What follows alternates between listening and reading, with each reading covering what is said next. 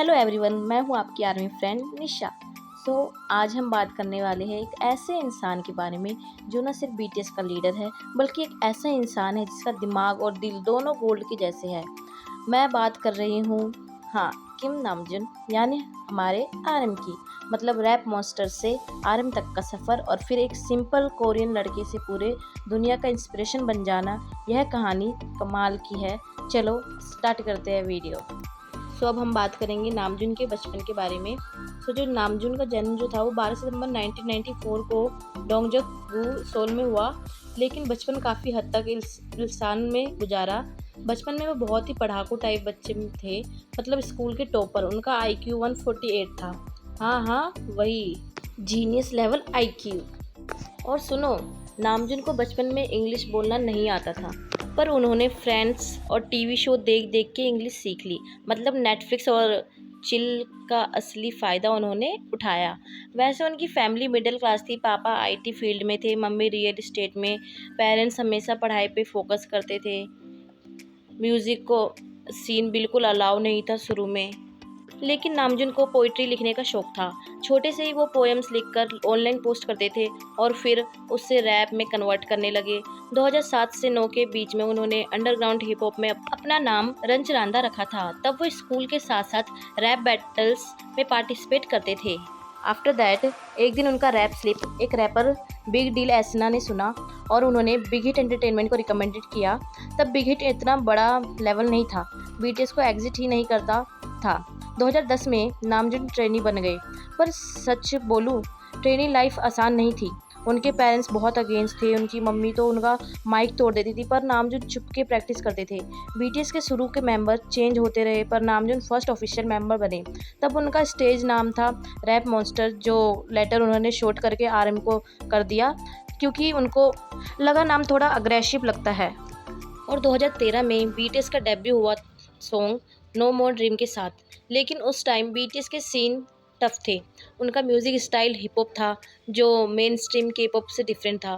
शुरू में BTS पे बहुत हेट आई, उनको फेक हिप हॉप आइडल्स बोला गया, लेकिन नामजून एज अ लीडर हर मेंबर को मोटिवेट करते रहे। वो हर बंदे की प्रॉब्लम सुनते, उनके कॉन्फिडेंस बूस्ट करते। मतलब एक परफेक्ट बिग ब्रदर वाइब। 2015 में BTS का I need you song release हुआ और तब से BTS का ग्राफ ऊपर चढ़ना शुरू हुआ। नामजून का कंट्रीब्यूशन लिरिक्स, कॉम्पोजिशन और रैप में मैसिव है। उन्होंने BTS के लगभग हर एल्बम में राइटिंग की है। अब हम RM के सोलो करियर के बारे में बात करेंगे। RM ने BTS के साथ साथ अपना सोलो वर्क भी किया। 2015 में उनका पहला मिक्स टेप RM आया, जिसमें उन्होंने अपने स्ट्रगल्स, RM जो था उनका शायद सॉन्ग स्पीच कुछ करके था, वो आया, जिसमें उन्होंने अपने स्ट्रगल्स, इनसिक्योरिटीज़ और सेल्फ लव का मैसेज दिया था। 2018 में उनका second mix tape mono release हुआ, जो बिलबोर्ड्स एमर्जिंग आर्टिस्ट चार्ट पे सबसे टॉप पर था। नामजून ने कोलैब्स किए बाले बाले बड़े आर्टिस्ट के साथ, बाले बाले बाले, फॉल आउट बॉय, लिल नास एक्स और भी बहुत।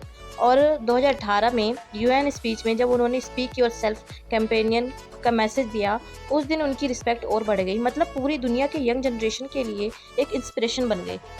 और जो मैंने अभी शुरुआत में बोला था ना, जो RM ने बाले बाले बड़े आर्टिस्ट के साथ, तो ये जो बाले बाले है ना, वो कोई सॉन्ग है, ठीक है? कुछ और मत समझ लेना कि मैंने ऐसे बोल दिया।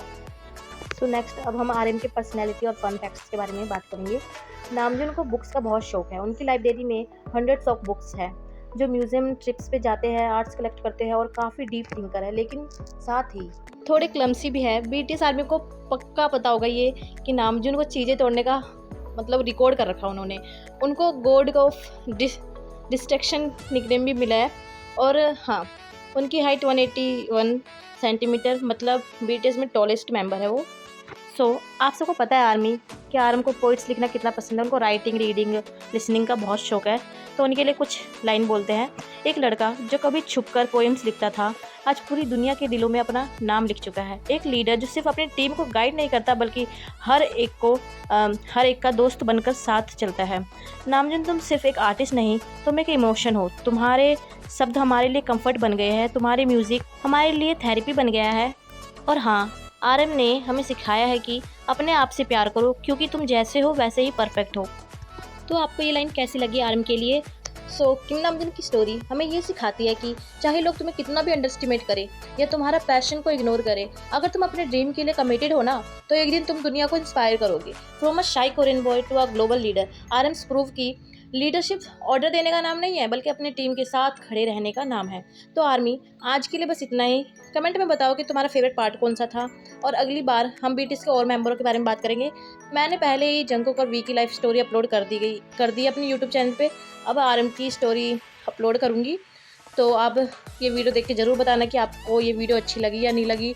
अगर आप मुझे कुछ फीडबैक देना चाहते हो तो कमेंट में लिख देना कि मेरी कहाँ ये गलती हुई है, क्योंकि मैं अभी स्मॉल यूट्यूबर हूँ, तो मुझे उतना पता नहीं है। तो आप मुझे ज़रूर बताना कि मेरी क्या क्या गलती है। So till then, keep loving yourself और बोलते रहो BTS pave the way. Thank you. Namjoon, the act of living as Kim Namjoon. This includes taking walks through parks, admiring nature, hanging out with crabs, and having fun with friends.